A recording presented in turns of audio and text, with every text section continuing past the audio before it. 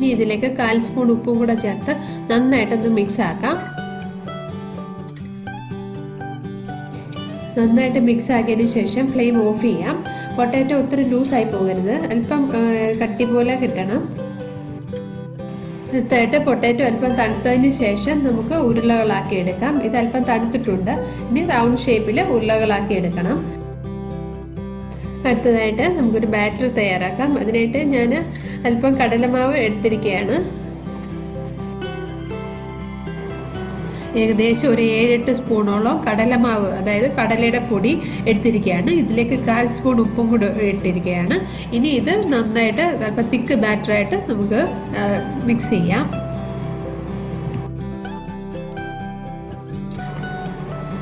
വെള്ളം കൂടിപ്പോകരുത്, നല്ല തിക്ക് ബാറ്ററാണ് നമുക്ക് വേണ്ടത്. കട്ട ഒന്നും ഇല്ലാതെ നന്നായിട്ട് ഇതാക്കി എടുക്കണം. കുറച്ചുകൂടെ ഒന്ന് മിക്സ് ആകാനുണ്ട്.